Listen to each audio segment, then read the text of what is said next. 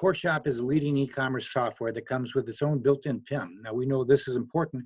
Give e-commerce the bandwidth, the flexibility, and capability to provide better user experiences and personalizations and kitting for a complex or high number of SKUs. And that's why we introduced our author, Brice. Our webinar sponsors today are below.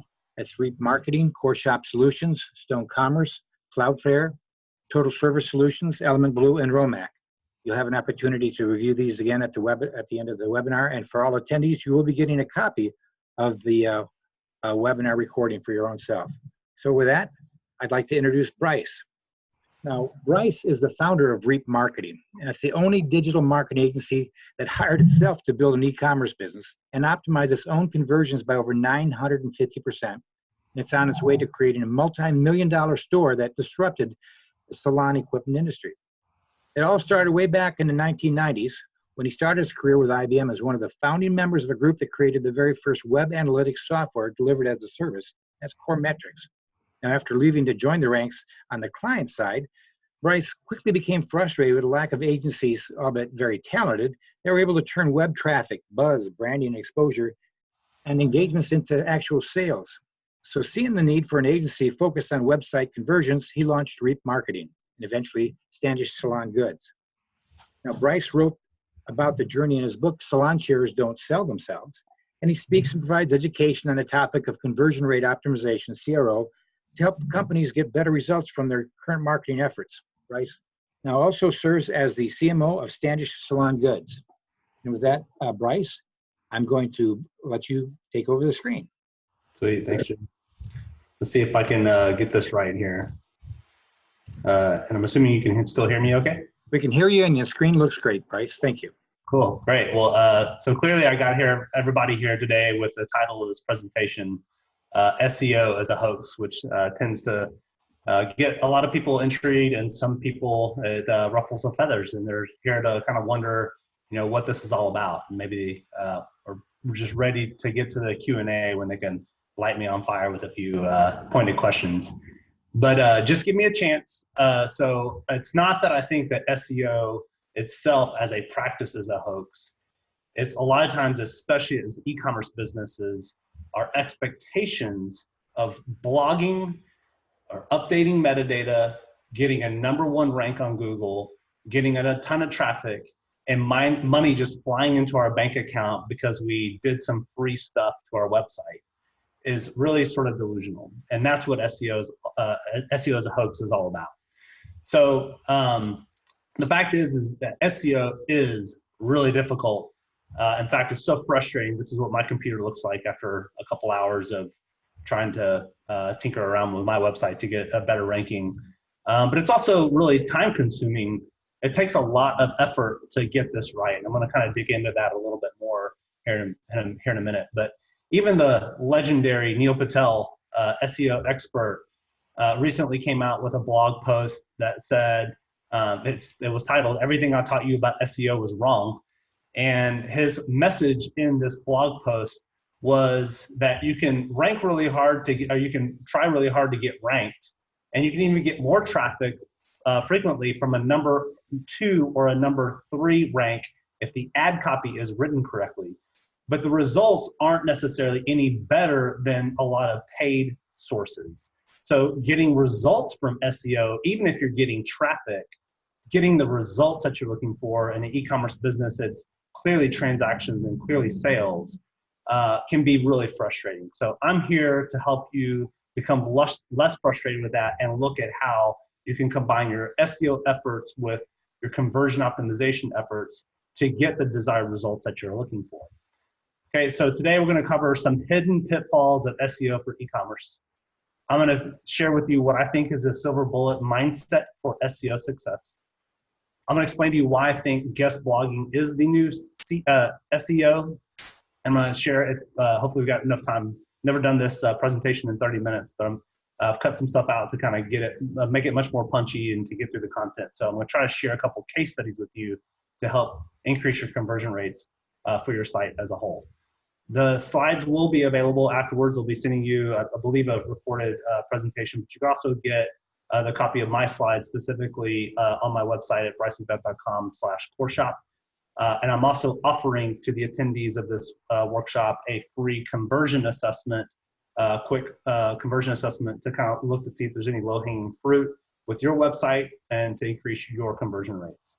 So in order for you to understand how I look at websites and why I say what I say, it's important for you to understand how I go in and take a look and how I assess these sites. So when I'm looking at a website, I'm not looking necessarily at things that make me feel good or things that I personally like. I look at this a lot like a Target on Black Friday. And let's say your site is the equivalent of Target on a Black Friday. You've done an amazing job of getting people to show up to your store. In fact, there's 1,000 people lined up outside the door and around the building on Black Friday, just waiting to barn rush the doors when they open at 4 a.m. So the doors open, everybody comes rushing in, or at least some of those 1,000 people come rushing in. Maybe some people didn't even wait around long enough for the doors to open. Some of those people that actually come in will actually find the product that they're looking for. Some of those people who find the product that they're looking for can actually make it past the price enough to pick up the label and read the label and see what's unique about that product or whatnot. Check the price against Amazon maybe in some cases. Some of those people who are looking at the label and the price and comparing it to Amazon put that item in their basket. And only some of those people who put the item in the basket will actually make it to the checkout, pay money for the item, put it in a car, take it home, and not bring it back. So if only 10 people at Target on Black Friday actually paid for an item and took it home and didn't bring it back, somebody at Target would be fired. But somehow we've allowed this to become the normal for websites. 10% out of 1,000 represents a 1% conversion rate. This is the industry average for an e-commerce site. Only 1 out of 100 people will do ultimately what you want them to do, and that's buy from you. So if you looked at this screen, more like an area chart, you'll see there's a tiny green sliver bar at the bottom that represents the 1% of the people that did what you wanted them to do. The rest of the people did not convert. They left, they bounced, they went to another site and bought it from the competitors. Maybe they bought it from Amazon. As marketers, we obsess about this 1% and getting more and more of those people that we want to our website. And we think SEO is going to solve all of our problems. All the traffic's going to be free and all of them are going to pay us money. In reality, a lot of us need to be focusing more on these 99% that are not checking out. This represents roughly 99 times the amount of people who are already converting, who are already on your website, who are already ready to buy what you have to sell. My practice does this through, one of the things that we do to address this is A/B testing. So there's an example of how we split the traffic and what someone might see, 2 groups of people might see 2 different versions of a particular page. And you can guess at which one of these pieces of creative work better. I'll come back and mull on that a little bit, and I'll come back and answer that question in a little bit. As Jim said, we used our own practices and methodologies to launch our own site that is a multi-million-dollar company, is our second company, and is our best case study because we're able to do all the things that we tell our clients they should do. We can do them for ourselves and eat our own dog food. We wrote about the experience in a book called Salon Chairs Don't Sell Themselves, which you can download a free ebook copy on the website that I'll present here towards the end of the presentation. But back to the topic, there really, as far as like a silver bullet mindset, there really is no one silver bullet for SEO. I used to present another presentation that was called Silver Bullet of SEO. And I found at the time that there wasn't a silver bullet. There was actually like 11 silver bullets. And the silver bullets were these. And then here are some factors that are decreasing in importance these days. Here's some ones that remain pretty steady. Here are some ones that are increasing, including conversion rates. But I'm whipping through these because you really don't need SEO advice from me. There are countless other experts and agencies that do SEO. And if you're doing it yourself, you could go to YouTube and search for how to do SEO. And there are roughly 4.2 million video results that could tell you far more than what I could tell you on a 30-minute webinar. So you could start there, and when you're done with those 4 million videos, you can go to Udemy and start paying for them. Looks like there's 593 results on Udemy. So clearly, you don't need me to tell you how to do SEO. But here's the challenge. Here's really where it kind of becomes a hoax. Here's the pitfall. Is for my business with the salon chairs, I would love to be ranked #1 when somebody searches for salon chairs. And lo and behold, when somebody searches for salon chairs, they actually get Amazon and more eBay. And if your products aren't listed on Amazon and eBay, it might be listed on, and oh, by the way, there's also the 6-pack of, sometimes 8-packs of PLAs listed on the side. And if we're not competing with these websites, then we're competing with some of these: Amazon, Walmart, Jet, eBay, in my case, Sally Beauty Supply, another multi-billion-dollar company that's really difficult, another juggernaut that's hard to compete with. And if these aren't resonating with you, then maybe one of these 50 juggernauts is something that you've encountered that's really tough to overcome, especially if you're just sort of updating content and blogging and things like that. So let's talk about how this challenge impacts your budget to do SEO. Here's the hidden cost of blogging. Is, let's say you hire somebody or an agency to do SEO services, and they spend 12 months at $5,000 a month to do SEO. It costs $60,000. Maybe they put you in front of 250,000 or 200,000 searches over the course of the year, and you're never able to achieve all of them. But I'd say this is pretty optimistic. Let's say you capture 60% of all those clicks from those 200,000 searches that they put you in front of, with a top 3 rank, and your site converts at the miserable average of a 1% conversion rate. That means you would get 1,200 incremental sales. Just making up a number here. You can update this formula on your own time, or I'd be glad to help you if you give me a call. But if every average sale is about $75, you would generate $90,000 worth of incremental revenue by doing SEO, which sounds great. But if you're only running at a 35% gross profit, then really that's only 31,000 gross profit in dollar amounts. You subtract out the cost of doing SEO, then you actually posted a loss of over $28,000. So it is really tough. Even if you are generating a profit, sometimes we fail to do the math to figure out exactly what the return on investment is to get that. Not to mention the time it takes to get that.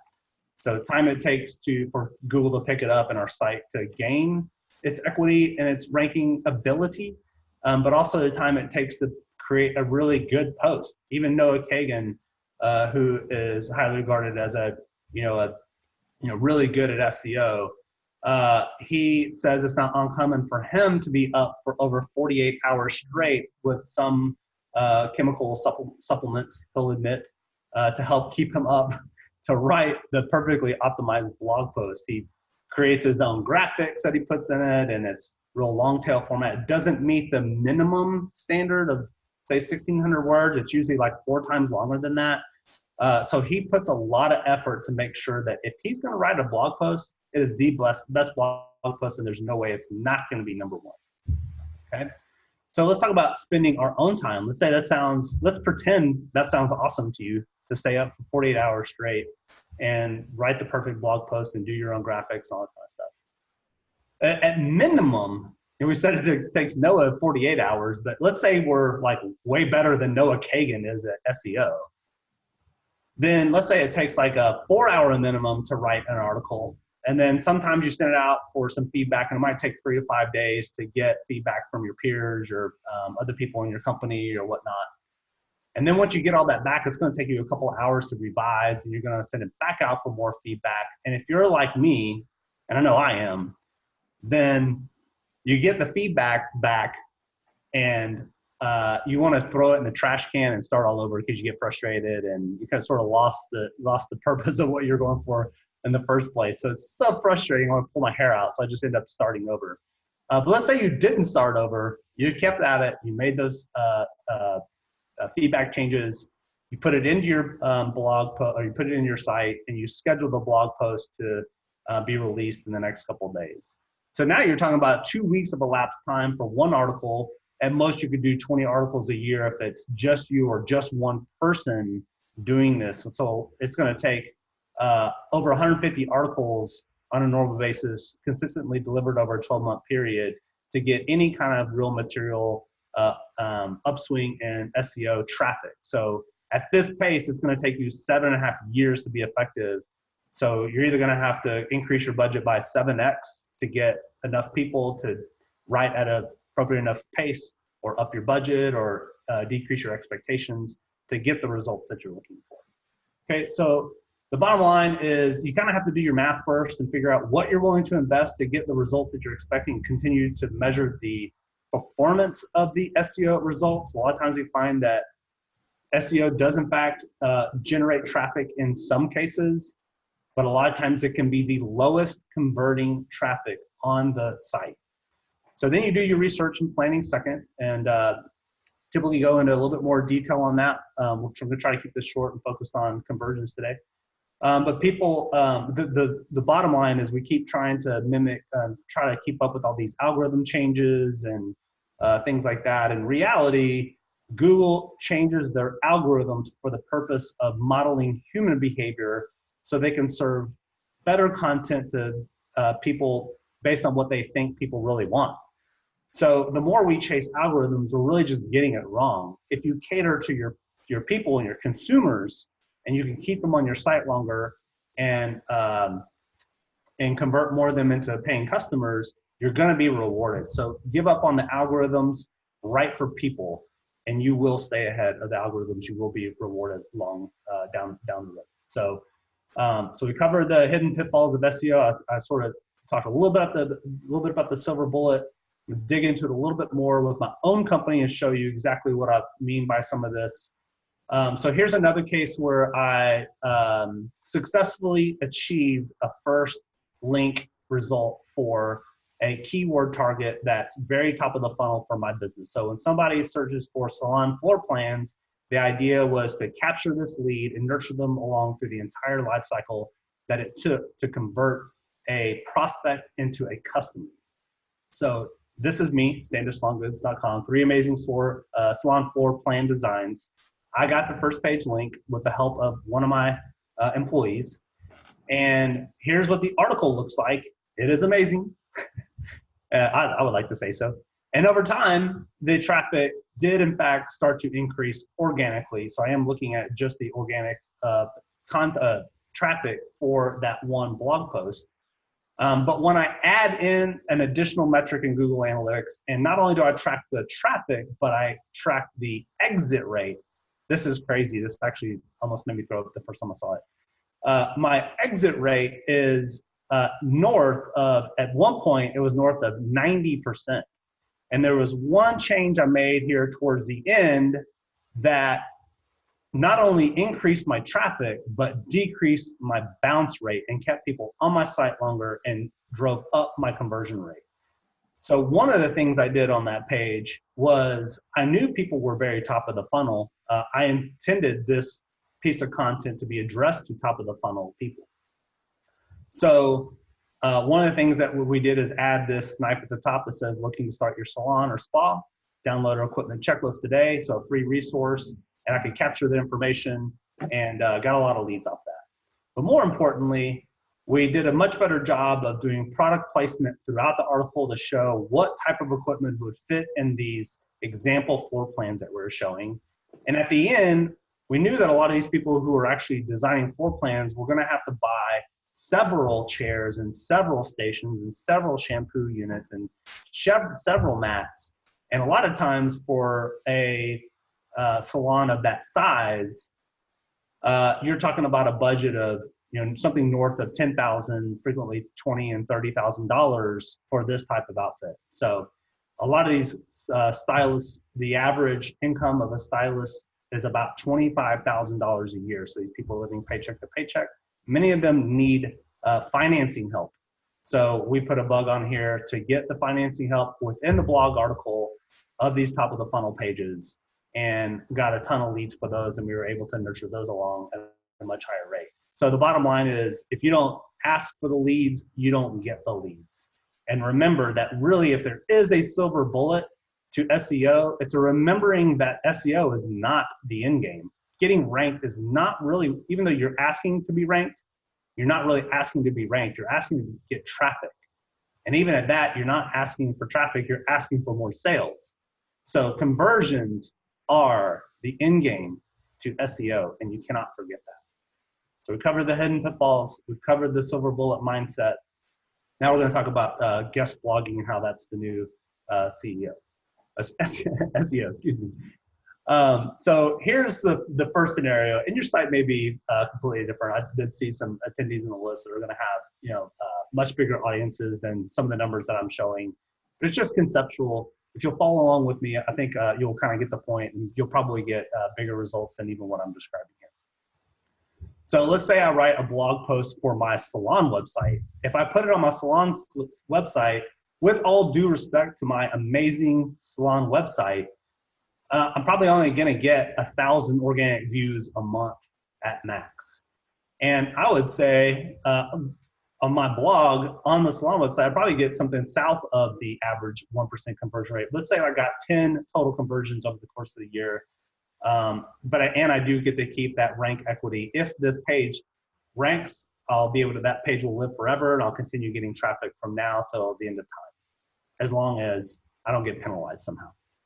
Okay, so I write this article, I'll put it on my website, and how does Google look at my new blog post? I'm trying to get ranked for salon chairs, but there are also about 1,000 other websites that are trying to rank for the phrase salon chairs.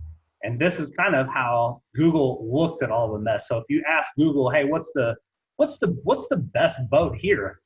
Well, I don't know. I see like 1,000, but I can't even see all the boats. I can't even decipher. There's so many boats. I'm gonna have to come up with a methodology or an algorithm to look at all these boats in great detail and judge it by its exterior or interior or speed or what other people like. So it's going to take you quite a bit of time to kind of sift through all these and decide the one that should be the winner of the best boat contest. What would be easier is if your boat just looked like Queen Mary, right? And you would clearly be the winner if you pulled up in the Queen Mary of all boats, right? So what does that have to do with SEO? Well, here's an example of what I'm talking about. So the concept I'm going to present to you is giving up your blog post and giving it to a Queen Mary of all websites. In my case, what I can do is I could speak a lot to our unique business situation here with hiring, my agency, hiring my own company to build an e-commerce business, build a story around that, and give the article away. In this case, I went to Crazy Egg. I wrote an article about how I built the company. Crazy Egg, with all due respect to my amazing salon website, I do not have a domain authority of 83. So 80 domain authority is, if for those that don't know, is going to be an indicator of how Google perceives your site as an authoritative figure. And the higher the number, the closer it is to 100, the more chances you're going to have to get a higher rank for each blog post that you roll out. So Amazon's going to have a very high domain authority. eBay is going to have a very high domain authority. Your competitors may or may not have a high domain authority. If you're a new site, you're going to be starting with a very low domain authority. So with all due respect to my salon website, have you noticed, by the way, nothing ever good starts with all due respect.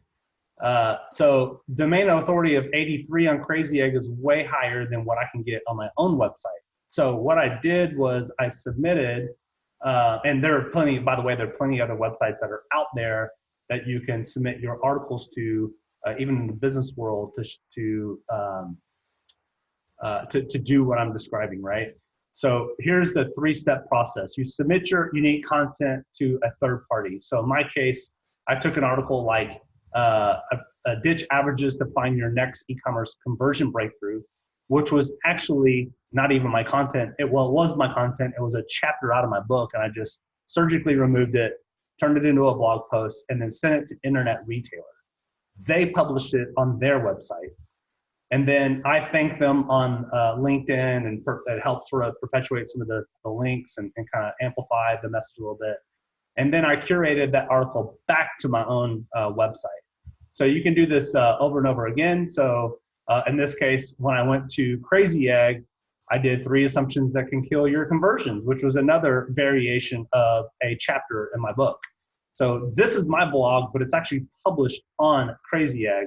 These sites are desperate for content, so it's easy to submit them great content and then run with it. They might have like real strict writing requirements that you'll have to adhere to, and you might have to do some back and forth to get it right.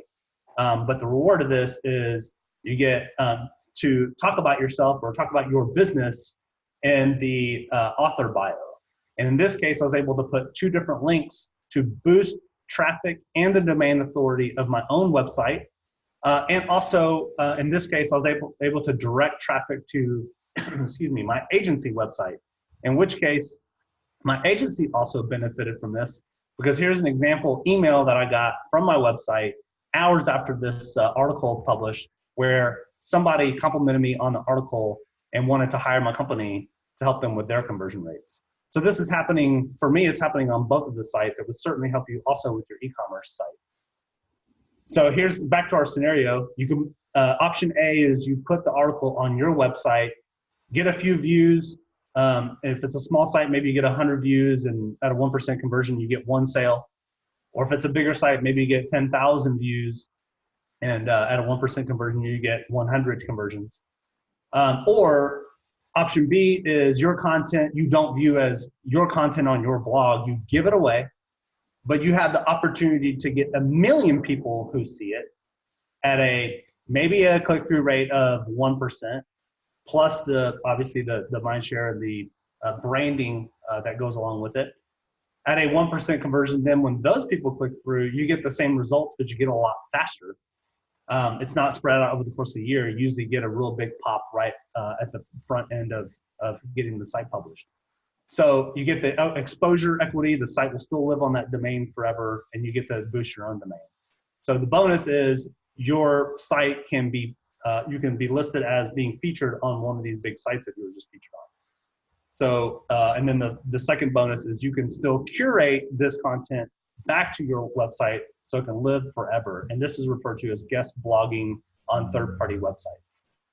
So here's an example where we wrote an article that adhered to none of the SEO best practices. It was literally like a 500-word article that then got shared to its appropriate channel and got shared with 6.5 million readers. So this is, again, you can even use LinkedIn if you're having trouble getting posted on one of these bigger sites. LinkedIn is also a really easy way to publish content, and then other sites running with it. So sorry, I'm kind of hustling along through here. We'll get to questions in just a minute. I want to show you a couple case studies, and I definitely want to get back to the example that I teed up a while ago. You may or may not have noticed the difference in these 2 pieces of creative. If you think about it, there is no other option. You either noticed it or you didn't. So on this first example, basically we're trying to drive conversions, and really we're having trouble with this client getting conversions in the first place. It was a very low performing website, even though it was very beautiful. So our theory was we wanted to put a phone number on there, get phone calls, ask people some qualitative questions, and use that to inform a redesign. So we slapped the phone number there in the top right. You may have noticed the changes then. And guess what happened? Phone calls did not increase, but the sales, the conversion rate actually went up about 600% because people felt like the company was more accessible and they had the confidence to start the process and complete it because they knew they would have somebody to call if anything ever went wrong. Just the mere presence of the phone number gave people the confidence of buying from this company. So here's another one. This is informed by an article I read in the Harvard Business Review, and I don't normally just read the Harvard Business Review, I'll admit that, but it was sent to me and I read it. And it's basically suggested that when you remove this cents off of a menu and just show whole integers, then the perception of the price goes down and the perception of value goes up. So instead of the hummus being listed at $7.14, you just list it as $8, and people think that it's actually less expensive than $7.14. So we tried this on our website, and lo and behold, we got an increase in 14% lift in conversion rates. So you'll notice a price here is not $244.99. It is $245 with no cents. So another case where I don't know if that's going to work for you, you should try it, but be sure to A/B test it along the way, because it could backfire on you if your visitors aren't similar to my visitors. So couponing is another, and Jim, I'll wrap up here right after this one and kind of turn it over to you. But just to kind of wrap this up, here's another one that's a B2B example, but certainly we've tried cases where we've applied this to e-commerce. So in this case, couponing is a really easy way to drive conversions, and offering a discount if you sign up for something. That works really well. But we tried a case where we took the coupon away, and instead what we did in this case was offering a free price quote. So removal of discount, but giving people clarity on what they're going to get in response and when they're going to get it, drove up conversions by over 140%, because people perceive that they're going to need to know how much it's going to cost to get to make their decision on who they're going to buy from. So this would give them the clarity of knowing exactly what they're going to get back and when they're going to get it back. In the e-commerce world, what we've done along those lines for our salon company is, like, we have an application process to help get financing help. And this is where we get the bulk of all of our sales. So 60% of all of our sales comes through finance applications, because people really want to buy a lot of stuff, but they don't have the budget to afford it on their own. So despite the fact that most e-commerce sites are driving towards a checkout conversion, this is really where the far majority of my business happens. Your site may be different, but there's probably some other way that you can engage users to get them to buy more, or to incentivize them, or to register in their database so you can nurture them along. So I think we've covered most of those points. Again, if you go to bricemcbeth.com/coreshop, you can download these slides and request this free quick assessment, and download a copy of the ebook as well, if that's something you'd like to do. So Jim, thanks for having me, and I'll turn it back over to you if you have any questions. Well, thank you. We do have a couple coming up here, so give me the slides and we'll give me that screen. We'll make it happen here. Cool.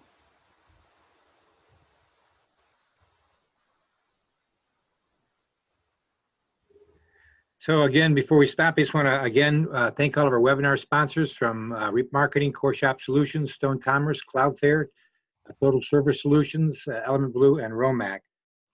Some of the questions are coming in here, and we won't be able to get all of them here, but for those who write them, we will get back to you by email on here. Here's one that comes up that says, are there best practices or a secret sauce for increasing conversion? Just implement those and get better results. Yeah, okay, so I think the question is, is there just like a playbook or like a secret sauce to getting more conversions? So I would say, there certainly is a list of bare minimum things that we look for. There are certainly some best practices.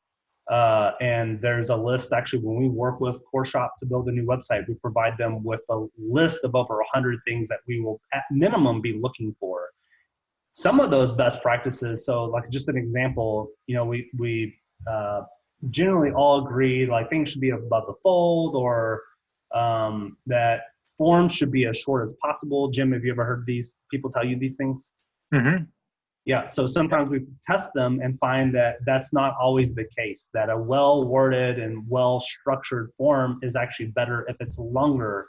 So just as an example, if you're filling out a mortgage application, somebody just asked you for your email address, there'd be all sorts of red flags going off in your mind, because that doesn't make sense that somebody could approve you for a mortgage off of an email address. So they would expect you to ask more questions. So some of these best practices don't always work. There are a certain number that we're looking for by default, but what works for one site doesn't always work for the others.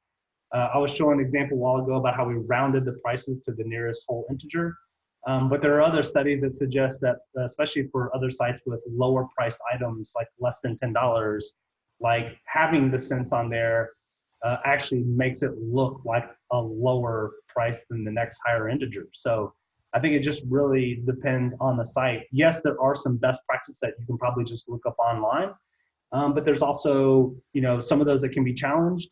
And then there's also ideas that can be infused by looking at other client case studies and trying them for you in a controlled A/B split testing environment to see, statistically prove whether or not that variation works better than your original version. Well, thank you. We're getting a lot of questions on A/B testing, and maybe in the next series of seminars, we can come up with some more examples on that. That was very good. One question we've got a couple times is, what is a good conversion percentage? Again, this is another one I'd go back and say, like, every site is its own benchmark. So if your site is 1%, then you should be striving for 1.1%. If your site is 0.5%, maybe you can strive for 0.6%.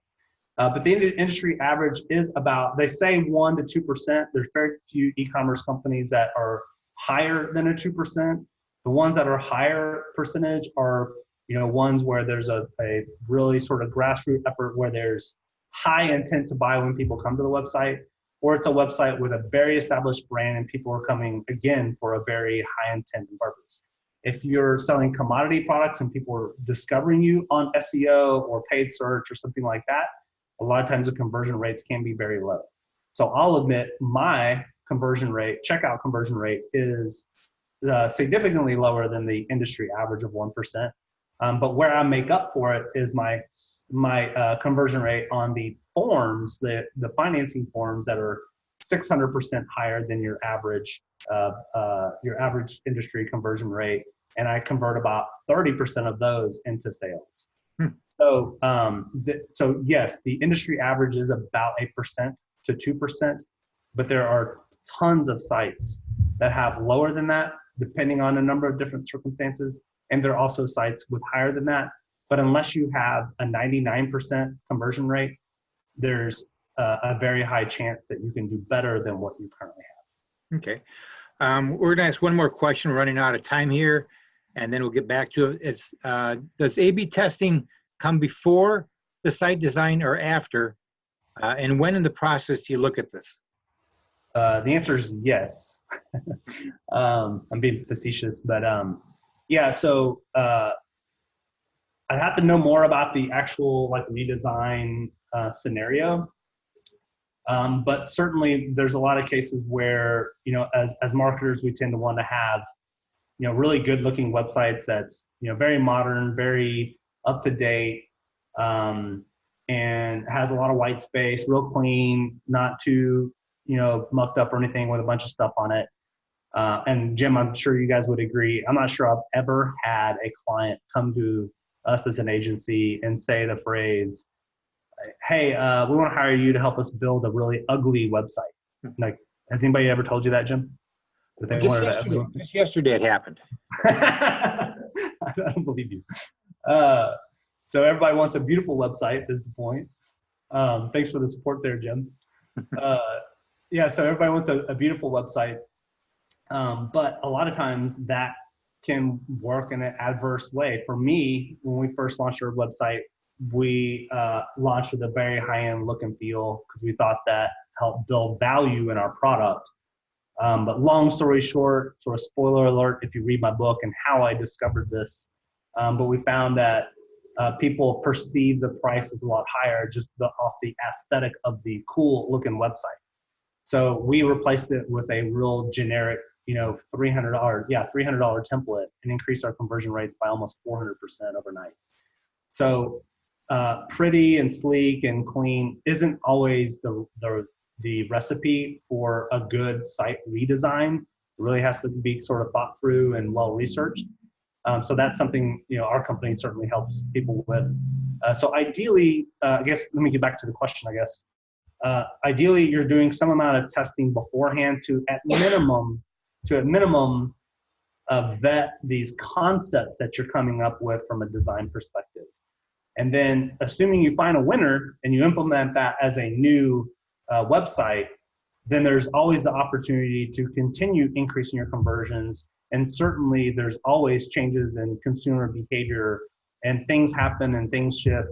So what worked yesterday won't always work tomorrow. So you kind of have to constantly be trying new things to stay ahead of the curve, or else you end up your conversions sort of die on the vine. So the answer in an ideal world is you test prior to a redesign, and you test after the site is launched.